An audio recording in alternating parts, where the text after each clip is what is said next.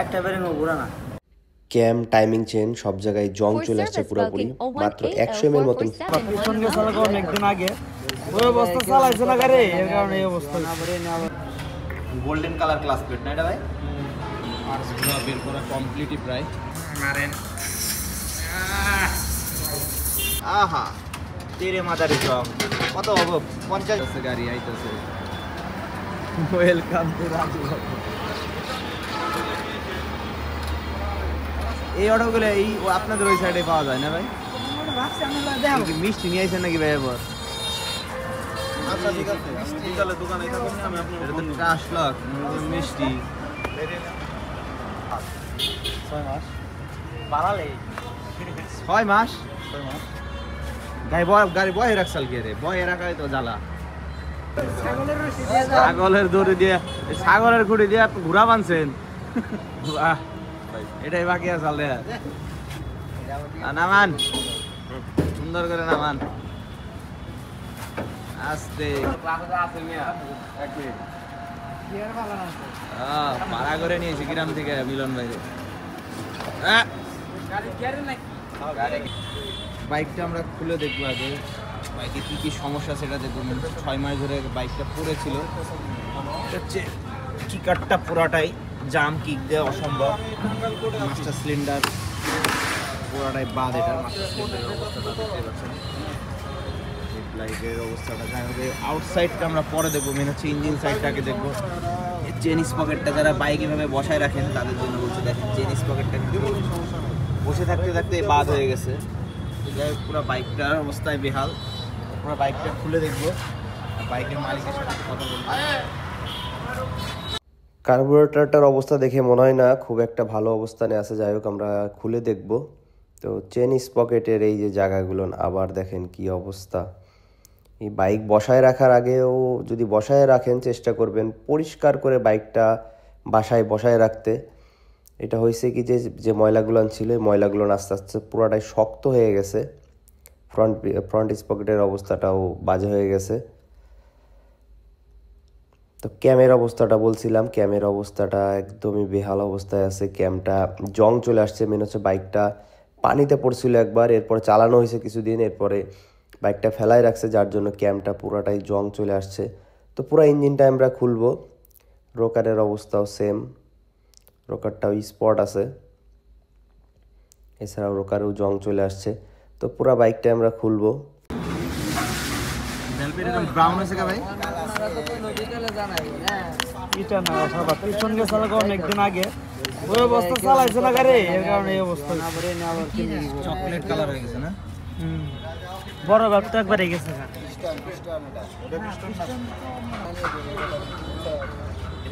আস্তে আস্তে পুরো ইঞ্জিনটাই আমরা নামাবো, সাথেই থাকবেন।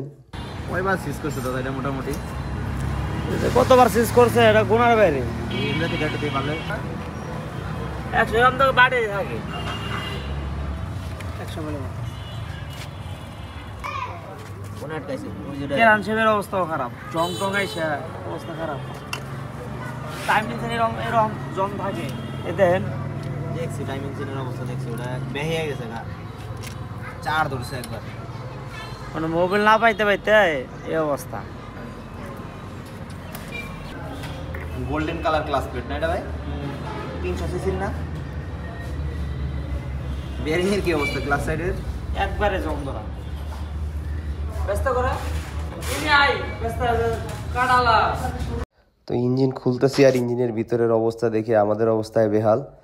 তো ক্লাস প্লেটের যে বড় ব্যাক সাইডের যে বড় বাটিটা এটা ঠিক আছে মোটামুটি, আর পুরা ইঞ্জিনের যে পার্টসগুলান, মানে ইঞ্জিন খুলতেছি আর নিজেরাই ভয় পাচ্ছি যে আসলে এটা কি আবার রিস্টোর করতে পারবো কিনা। তো সাথেই থাকবেন, দেখানোর চেষ্টা করবো। বেরিং সেরিং সব গেছে একবার শেষ হয়ে গেছে, একটা বেরিং ঘুরা না কালেক্টেড না। এই যে বেরিং জং না হলে জীবন মনে করে আটকে যাবে।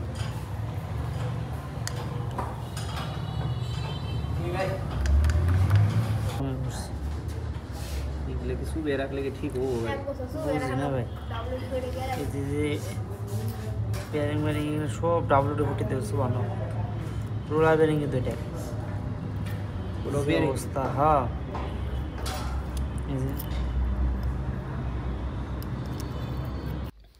তো ইঞ্জিনের ম্যাক্সিমাম পার্টসই আমরা দেখাইছি কি অবস্থায় আছে। তো আমরা এটা অনেকক্ষণ ভিজায় রাখছিলাম, কিছু কিছু পার্টস ভিজায় রাখছিলাম, এছাড়াও কিছু কিছু পার্টস আমরা এখন পরিষ্কার করব। তো এই পার্টসগুলো প্রায় 1 রাত মতন ভিজায় রাখছিলাম।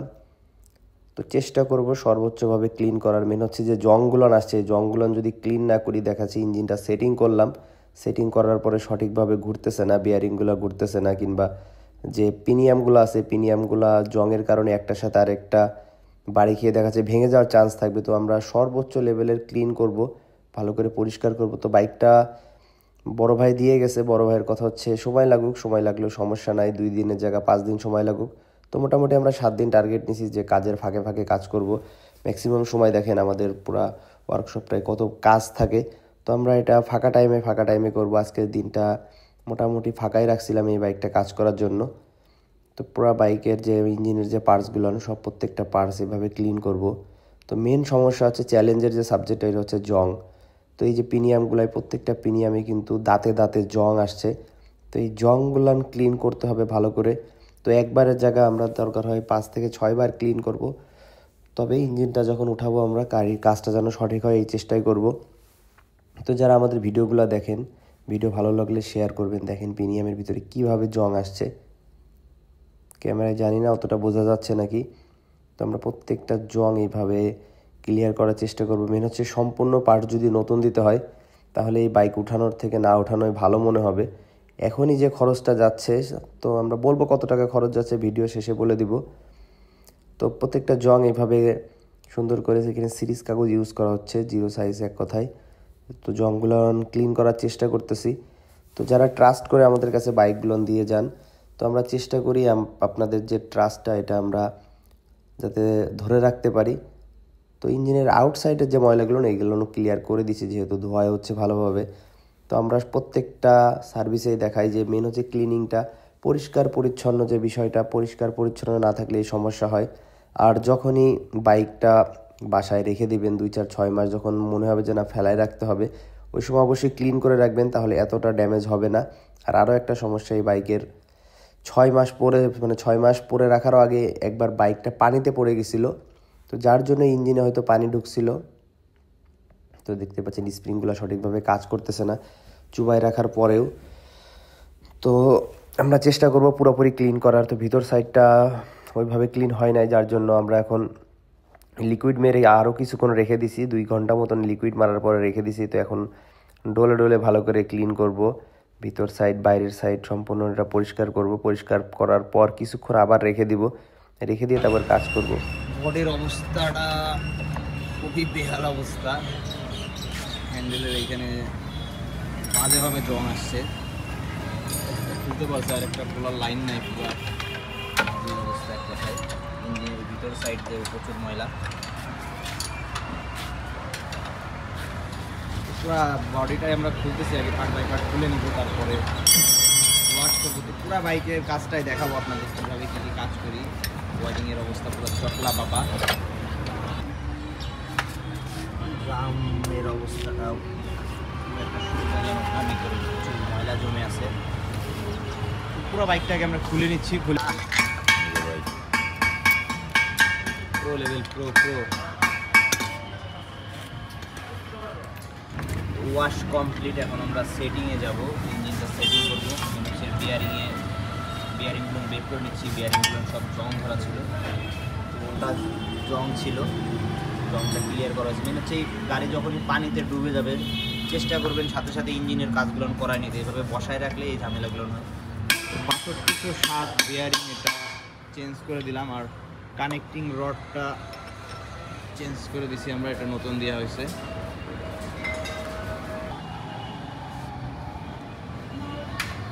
মোমবাতির সাহায্যে আমরা বিয়ারিংটা বের করে নিলাম, অস্থির একটা technique.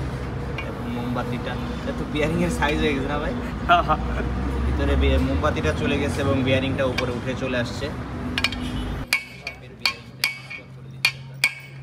Engine oil install complete, roller বিয়ারিংটা ইনস্টল করে দিব আমরা।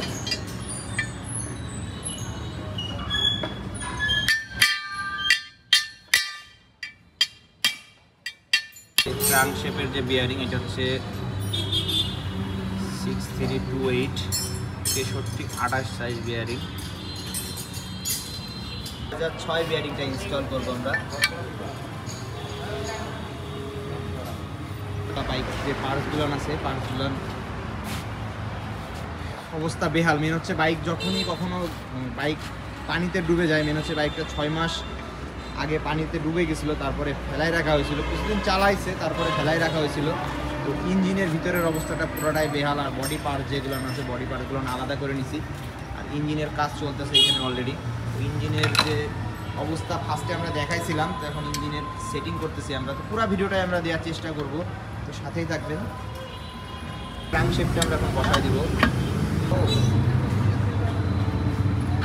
সবসময় নতুন ইঞ্জিন অয়েল ব্যবহার করবেন ইঞ্জিনে যখনই কাজ করতে যাবেন। ইঞ্জিন অয়েলটা পুরানো দেবেন না। 4 একটা বিয়ারিং ইনস্টল করে দিচ্ছি। মেন হচ্ছে একটা ইঞ্জিন বানতে গেলে প্রচুর বিয়ারিং লাগে, এই বিয়ারিংয়ে প্রচুর টাকা চলে যায়। তার জায়গায় যেগুলো আরেকটা আছে আমরা ইনস্টল করে দিলাম 3টা ফিঙ্গার। দেখা গেছে আরেকটা আছে।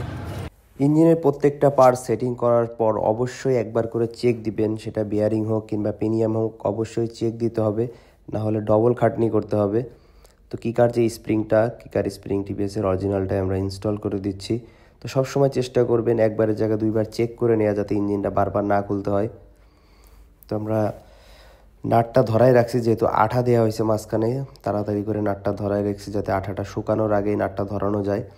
তো যেটা বলছিলাম, ইঞ্জিনের কাজ করার সময় বারবার খেয়াল রাখবেন একই কাজ যাতে 2 থেকে 3 বার করতে না হয় আর কি। তো মোটামুটি ইঞ্জিনের সেটিং চলতেছে। তো সবসময় চেষ্টা করবেন যে নতুন ইঞ্জিন অয়েল দেওয়ার।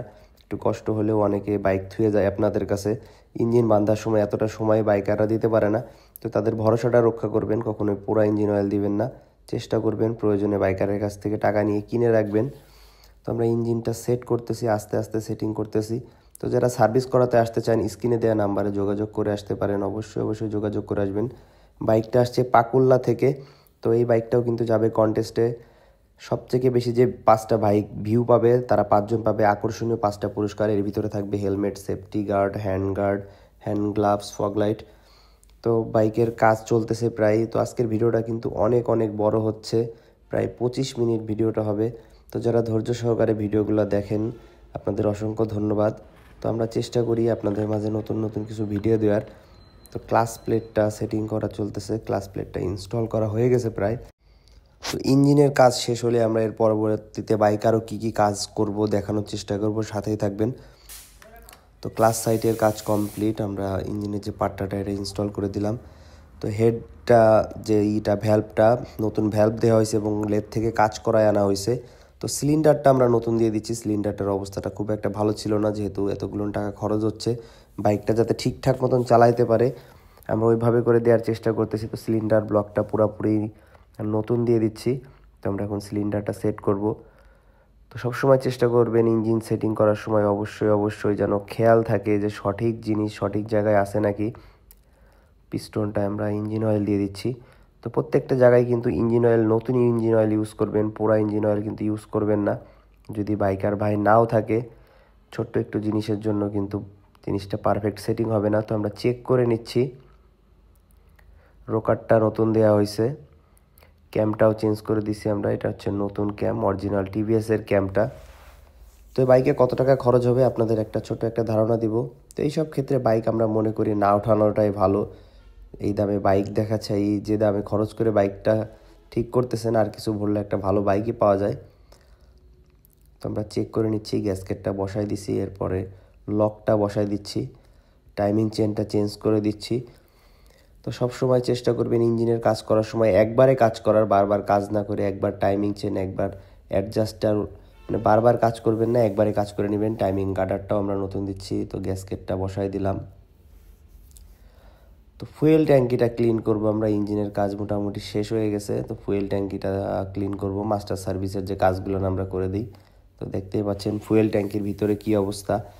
তো এর কারণটা হচ্ছে একটাই, বাইকটা একবার পানিতে পড়ছিল, হয়তো ওইভাবে ভাইয়া কখনো ক্লিন করে নাই। তো দেখেন কি অবস্থা, ফুয়েল ককের ভিতরে কি বেরোচ্ছে। তো পুরা যে ট্যাঙ্কির ভিতরে প্রচুর ময়লা আছে, তার থেকে বেশি ফুয়েল ককে ময়লা আছে। ফুয়েল ককের অবস্থাটা দেখেন। তো আমরা ইঞ্জিন এর কাজ শেষ করার পর এখন যে মাস্টার সার্ভিসের কাজ করতেছি, এর ভিতরে মাস্টার সার্ভিসের ভিতরে কী কী কাজ পান এর আমরা অনেক ভিডিও দিছি, তারপরেও এই ভিডিওটাও করে দিচ্ছি যেহেতু বাইকার ভাই নাই এখানে। তো ফুয়েল ককটা থাকবে এই রকম, আর ফুয়েল ককের ভিতর থেকে কি বেরোলো দেখেন। তো আমরা আবার ফুয়েলটা দিচ্ছি, দিয়ে 4 থেকে 5 বার ভিতরের জংগুলো বের করে দেওয়ার চেষ্টা করব। তো এটা 4র্থবার চলতেছে ক্লিনিং। তো ভিডিওটা বেশি বড় করি না আমি, হচ্ছে একই ভিডিও বারবার দেখতে ভালো লাগে না আপনাদের, তো চেষ্টা করতেছি সার্ভিসের যে ভিডিওগুলো যতটুকু শর্ট করা যায়। তো সম্পূর্ণ ফুয়েলটা ফেলার পরে দেখেন কি অবস্থা, 50 থেকে 100 গ্রাম মতন শুধু জং আর মরিচা, এক কথায় মরিচা বলা চলে। তো ফুয়েল ট্যাঙ্কিটা ক্লিন হয়ে গেলে কার্বোরেটরটা ক্লিন করবো। তো এই বাইকের সবথেকে বড় চিন্তার বিষয় হচ্ছে এই কার্বোরেটরটা। এই কার্বোরেটরের মনে হয় না সঠিকভাবে প্রেস করে। তো যাই হোক, আমরা আগে বাইরের সাইডটা ক্লিন করব। দেখতেই পাচ্ছেন বাইরের সাইডে কতটা ময়লা জমে আছে। তো আমরা নিচের পার্টটা খুলবো। ও মাই গড, দেখেন কি অবস্থা কার্বোরেটরে। তো যদি ফুল বাইকের সার্ভিসটা না করতাম আমরা এগুলো কিন্তু খুলতাম না, জাস্ট ইঞ্জিনের কাজ যদি করে দিতাম তাহলে ইঞ্জিনের কাজ করে ছেড়ে দিতাম। তো বাইকের অবস্থাটা দেখেন, এই কার্বোরেটর দিয়ে কীভাবে চলবে। পিনগুলা পুরাটাই জাম, কার্বোরেটর যে পিন, ফ্লুইড যে পিনগুলা পুরোটাই জাম। তো কার্বোরেটর পিস্টনটা দেখবো, 100% শিওর আমি কার্বোরেটরের পিস্টনটার অবস্থা ড্যামেজই বের হবে। তো সাথেই থাকেন, দেখানোর চেষ্টা করব। এই সাইডটা ভালো আছে, উপর দিয়ে ময়লাটা জমছে। কার্বোরেটরের ভিতরে স্পট আছে, দেখতে পাচ্ছেন এখান থেকে দেখা যাচ্ছে কতটা স্পট। এই যে এইটাই হচ্ছে মেন প্রবলেম। কার্বোরেটরের পিস্টনটা আরটিআর বাইকের কিন্তু আমার জানা মতে অরিজিনাল পাবেন না, যদিও পান তাহলে লোকাল পাবেন। তো কার্বোরেটর পিস্টনের কারণে হবে কি, গাড়িটা আটকায় ধরবে, দেখা যাচ্ছে 80-90-এর উপরে টান উঠতে গেলে গাড়িটা হয়তো আটকায় যাবে। তো ভাইয়া এখন বুঝবে না, যেহেতু বাইকটা এখন আমরা ইঞ্জিনের কাজ করে দিয়েছি, ওইভাবে উনি সঠিক টর্ক চেক করতে পারবেন না। এছাড়াও বাইকের কার্বোরেটরটা বাইকে ইনস্টল করার পরে দেখবো ওভারফ্লো হয় নাকি। তো ফুল কার্বোরেটরটা ক্লিন করে নিচ্ছি আমরা। দেখেন ওরে অবস্থা, এর ভিতরে কি জমছে দেখেন। এই বাইক যদি আমরা এইভাবে উঠাইতাম বাইকটা চলার যোগ্য হইতো না। তো প্রচুর পরিমাণে ময়লা, তো আমরা পুরা ময়লাটাই ক্লিন করব। আমরা একটা মাস্টার সার্ভিসের ভিতরে সবসময় কার্বোরেটর ক্লিন করে দেই, ফুয়েল ট্যাঙ্কি, এক্সেলেটার কেবল, ক্লাস কেবল, সামনে পিছনের ক্যালিপার ক্লিন করে দেই। এছাড়াও পুরা বডির যে নাট বল্টুগুলা গ্রিস করে দেই। তো কার্বোরেটরটা ক্লিন করে দেবো ভালো করে, যত ময়লা আছে সব ময়লাকে ক্লিন করে নিব।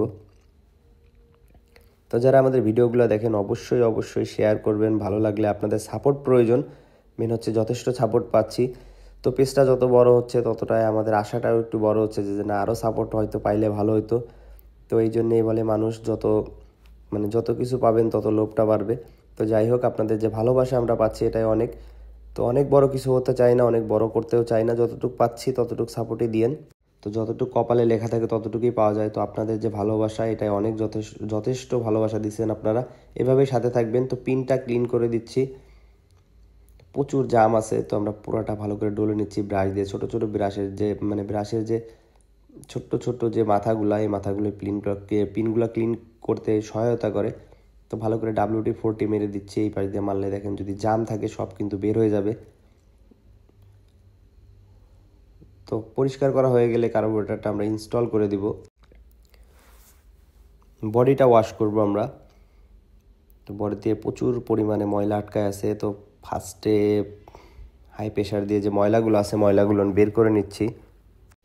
তো পরিষ্কার পরিচ্ছন্নতা এটাই হচ্ছে RZ বাইক সার্ভিসের কাজের মূল ধরন। ফুল বডিতে লিকুইডটা দিয়ে দিচ্ছি। তো এই বাইক দিয়ে অনেক মজা করছি আমরা। এটা কি বাইক কে বলতে পারবেন? তো অনেকেই বলছেন এটা জিক্সার 4V, ডিসকভার, FZ-ও বলছেন অনেকে। তো এই সেই বাইক, এটা হচ্ছে RTR 2V। তো যারা কমেন্ট করছিলেন আপনাদের অসংখ্য ধন্যবাদ।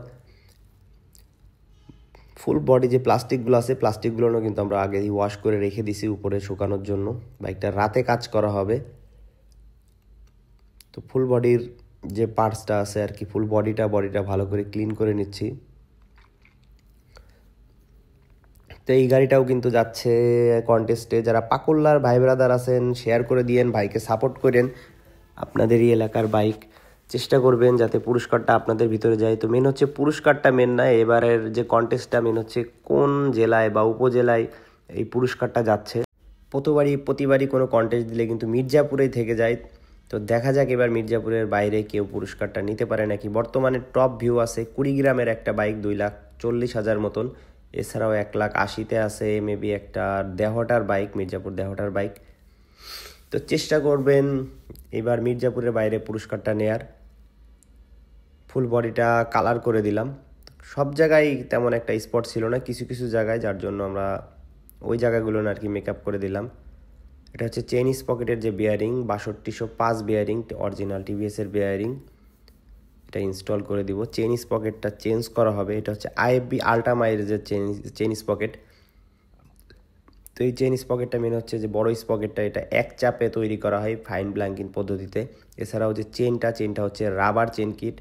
যারা আরটিআরের ওরিং চেন কিট খুঁজতেছেন তারা আইএফবিটা ইউজ করতে পারেন। শ্যাপের অবস্থাগুলো দেখেন, পুরাপুরি জং চলে আসছে। তো আগে সিরিজ কাগজতে ভালো করে ঘষে নিব আমরা। এই অবস্থায় দিলে সঠিক পারফরমেন্স কখনোই পাবেন না। সবসময় চেষ্টা করবেন বাইকটা খুললে বাইকটা সঠিকভাবে কাজ করে দেওয়ার। চেইন স্পকেট সেটিং চলতেছে ওই পাশে, আর ভিতরেও জং আছে। তো জংগুলো আগে ভালো করে সিরিজ কাগজ দিয়ে ঘষে নিচ্ছি। তো এরপরে গ্রিজিং করে দিব, একটু ভালো লেভেলের গ্রিজিং করে দিতে হবে, যেহেতু অনেক জাম আছে জংয়ের কারণে ওইভাবে সঠিকভাবে গিয়ারটা চেঞ্জ করতে পারবেন না। এছাড়াও যে স্টিকটা মেন যে চ্যাসিসের যে স্টিকটা গ্রিস করে দিলাম। তো ফুল সার্ভিসে আমরা চেষ্টা করি একটা নাট বল্টু যাতে বাদ না যায়, প্রত্যেকটা নাট বল্টুতে যাতে আমরা গ্রিস করে ইনস্টল করতে পারি। প্রত্যেকটা জায়গায় চেষ্টা করি গ্রিজিং করে দেওয়ার, যাতে পরবর্তীতে কোনো টেকনিশিয়ান ভাই এই বাইকটা যখনই খুলবে তখনই যাতে তার কষ্ট না হয়, অতটা প্যারায় না পড়তে হয়, কিংবা নাট বল্টুগুলো ভেঙে না বের করতে হয়। তো দেখতে পাচ্ছেন কতটা ইজি হয়ে গেছে।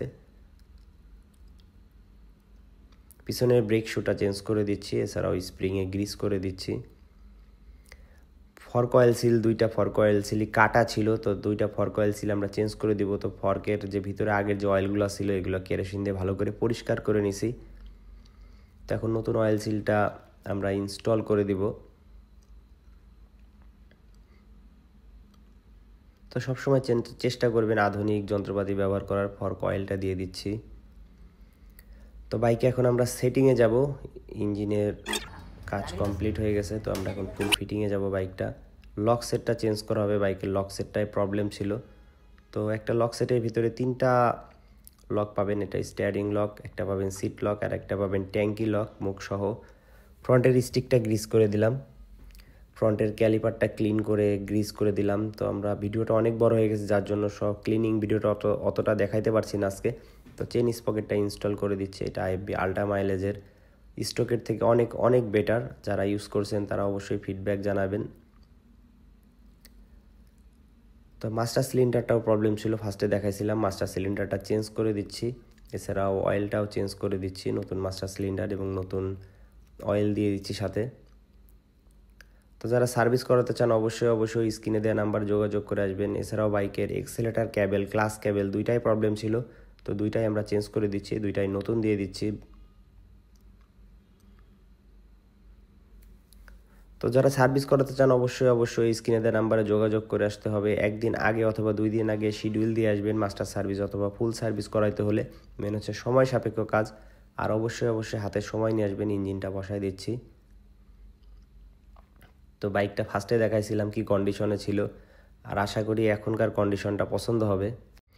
মেন হচ্ছে আরজেড বাইক সার্ভিসের যে ভিডিওগুলো করি, আমার মেন হচ্ছে খুব ভালো লাগে যে ভাইয়াদের যে কাজগুলো খুবই পছন্দ হয়, যার জন্য ভিডিওগুলো করে দেই। মেন আমাদের বিজনেস হচ্ছে পার্টস সেল করা। রাজীব অটোর মেন বিজনেস হচ্ছে পার্টস সাইডটা। তো চাপার ভিতরে যে ময়লাগুলো আছে চাপাটা পরিষ্কার করে দিচ্ছি। মেন হেডলাইটটাই আপ ডাউন করে, সবসময় জ্বলে না। তো হেড মিস্ত্রি সাহেবের হাসি দেখেই বুঝতে পারছেন যে বাইকটার কাজ কমপ্লিট করা হয়েছে। অনেক কষ্টের ফল, অনেক পরিশ্রমের ফল। যখন একটা বাইক উঠানো হয় তখন আনন্দটাই আলাদা, যেহেতু এই বাইকটা অনেক কষ্ট করা হয়েছে বাইকের পিছনে। তো বাইকটা ডেলিভারি করার আগে ওনারা সবসময় বাইকটা ওয়াশ করে দেয়, পারফেক্টভাবে ওয়াশ করে দেয়।